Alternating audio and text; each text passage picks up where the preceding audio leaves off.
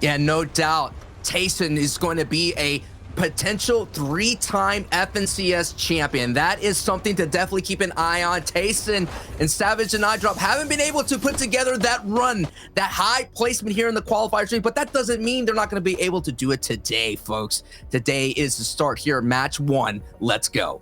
Yep, we've seen these guys twice before already, combined with a bunch of other teams as well. In terms of Anosflick and Thomas HD, the Kings of Dirty Docks last time contested. This time looks like it's not going to be that much of an issue to find a lot of the things that they need to from this POI.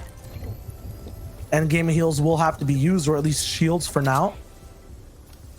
But, you know, shields buy you time to give you the opportunity to make plays like this. I would say aggressive, but they're being a little bit passive here on the shot. 1v2 is going to be difficult. Expert gets flacked on the back wall, and he gets taken out with 2 tacks. Man, all of a sudden, you know, you get 2 tags in the back with attack, you'll be out just as quickly. And then I was going to, you know, give some little bit of gas to the Expert trio as only 1 remaining. These portions are kind of absolutely out for gas when it comes to that end game. And right now, we're still seeing Titans take over the best spots overall on the map. Up in the penthouse suite of Lazy Lake. From all the buildings, we do see Anas, Thomas, and Flick, and right down below, fighting it out in the dirt, so to speak, just in the hotel lobby. It's Scout Backfee and Zestin up against DKS Blackie. And these guys have been here the entire time at Lazy Lake. Haven't moved. Had the blessing of the zones, but right now are getting cursed by the bullets. Scout and Backfee. Here's that traffic I was talking about, right? All the other teams are now rotating. That's been on that other side of the map. They're finally making their way in. You talked about teams getting in early. A lot of teams are moving in late. And that's what, look at this. Look at the mini map, man. There's just so many people. So these valuable moments right here are so big for Scout and this trio here, Shyo. They need to get these tagged. And that is why they're just literally box diving as much as possible. Try to go through as many builds. But the defense is very strong. And so far, they're not being able to secure anything. And they already have it. There's a knock here that goes down. But look at this. Storm Surge comes in. They are able to get a knock, and then now they're able to hold off Storm Surge for a moment, but still 12 competitors have to go down, and just for a moment to breathe to pick up Backfee. But that's why you're seeing these engagements pop off, and more arrows are coming into Lazy Lake. I want to breathe, but they're still kind of in a chokehold. The HP cost for that was so massive. Medkits will be there to bring it back up, but now Scout's out of minis, which is going to be horrible for the rest of their game. They have some loot to take, but from what I see over there, there are no shields to pick up. Past that on greener pastures, literally. We're outside a cityscape. It's now kind of rural fields. All these shows kind of have their game plan set. Doesn't look like there's so many box dives or fights happening right now. Diablo might have gotten into one with Flecken and Bayon down below. Wallflower up top as well. These guys were so close to coming in top 10 for round 3. Hopefully the performance today. But as these guys move on to Hunter's Haven, you see that zone lock in a little bit past Lazy Lake as well. We know the Kings of the Haven right now, the guys who have the best spot up top, all one of those 6 trios to watch coming in today. Gonna be looking at, I think it was Dan over to the left side, but there are Dan, Zeno, and Shay. They had kind of an aggressive spot to move right in, but Blaster sitting off that top right. They're going to have a very strong advantage to walk with the Victor Royale. But down goes Ewan there. Aiken going down into the backside, to the back of Storm. The Playwell boys being pressured into the backside as well. This is what happens at the cost of early rotation, as Airwalks and Etsy and Vatos now are the new front trio that people are getting focused on. As Zestin and Scout, who we did see battle into the heart of Lazy Lake, now have a really decent advantage here, but they have a lot of work to. But look at it. Late rotations cost you HP and cost you a lot of opportunities to survive, and you will soon get converted, and you will soon get lobby focused as DKS gets the mighty might of those beams, and down goes DKS in a moment. Yes, Blackie gets converted as well. A full trio eliminated right there on that rotation. That battle they trying to hold down into Lazy Lake definitely did cost them there. All they had to do is just move over one city, and they would have been fine. That's how refarming, making sure you're going for loot, more trios coming in and out. It's so difficult to get out of your little box. I understand. Look at us, Thomas, as well. Kind of like every, you know, the Scout back, they were moving in aggressively. They didn't have the peaceful times on this road trip ride like Anosflick and Thomas did. Alex Walford from the backside as well. They're looking for big shots, but they get clapped back immediately and wrapped up. 2 dogs trying to be picked up. That might have been a mistake, Walford. And now from all 4 sides, plus from high ground, beams are coming right through. And they're taking the brute force of it. Flick actually gets reversal back 4 as well. Eats with a huge shot. Dog's not fully taken out. Wallflower will have to be the key to this combination of shots and honestly clutch plays. Tries to scoop out Flick a little bit. Takes a shot from the left side. Has to keep moving forward. Not possible. Here comes the big beam from height 2. It's just wood builds. It's just 2 walls. There's nothing he can do. He gets wrapped up. While that happens, though, a Nos goes down. Flick is gone as well. It's just up to Thomas. They had the penthouse suite. They were evacuated, now exiled from game number 1. Heroes, Magel, and Lolos. Oh my goodness, the spot they have. And the zone pulls towards them as well. Okay, not that lucky. So they'll have to move all the way across. Let's see what ends up happening.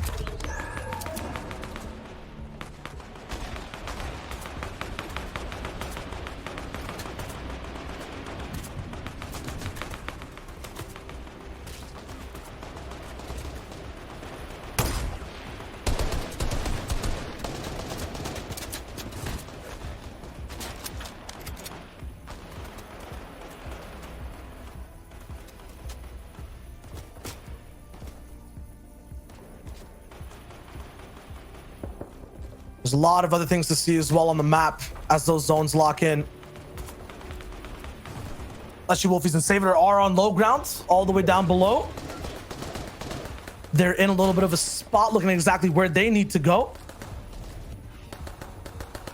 We'll see Sancho roll back in just a little minute, but it'll be just me showing you guys exactly how things are rolling around. Gray goes down on low ground as well. Wolfies actually is the one to pick him up. Piro's Olo and Magel, these guys were rolling in a little bit from the high ground side, but got what looks like built over.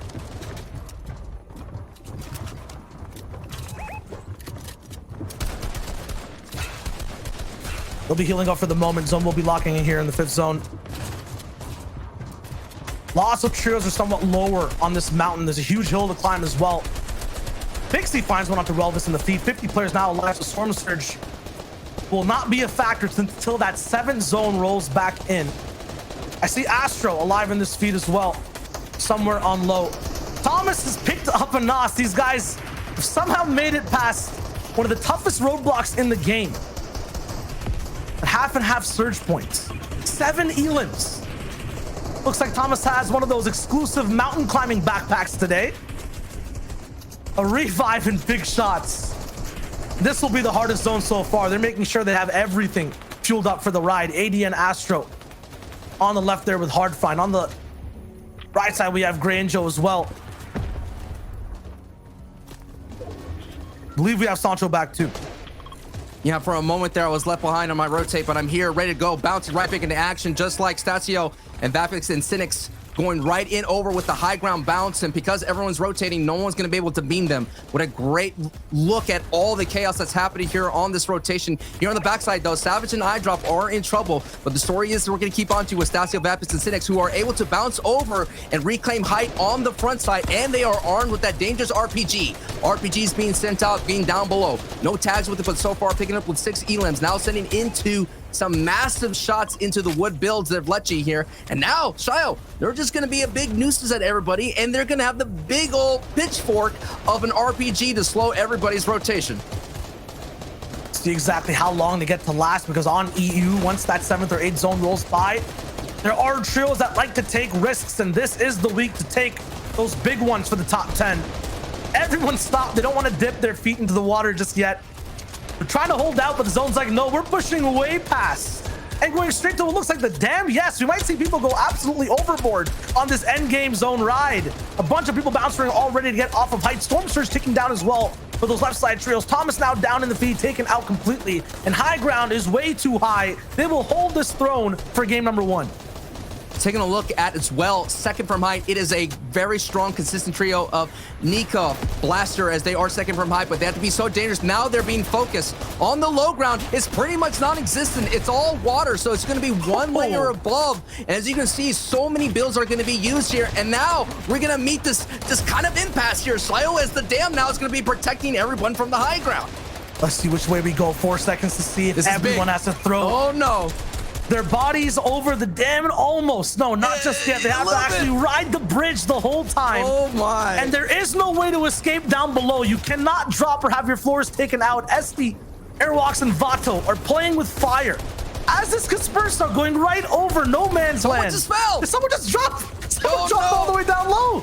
That's not good. That's not good because the storm is not going that way. And you're going to expend so much. There's no launch pad. There's no crash pad. There's nada. No shockwaves to get you out of that pit. So Kaspersky now without Flixie and Zini, they're going to have to work as a duo, but they're working on this rotate right now. And down goes Airwalks because I was about to say they're running right into it, but look at height right now. They're still holding on, but look at down below. Karma, Awer, Legend. They're not, no. Adios, brother. You're down. There's no much they can do, but they're doing all they can, but the pressure from height would just be too much. Somehow a Nos survived all the way towards that top five as well and got some eliminations all the way towards the end. Karma is trapped all the way down low. Stasio still has rockets to shoot down from height. He makes it up to breathe, but he is blocked out. What? We'll have to see if they can do that because, yeah, this power weapon has definitely given them a very nice edge to start off the day. We have a victory royale. We have 10 eliminations and 50 points. Now, boys, this has not stood the test of time, right? We've seen trios kind of come in. They've had a strong start, but that doesn't always take them to that top 10 spot.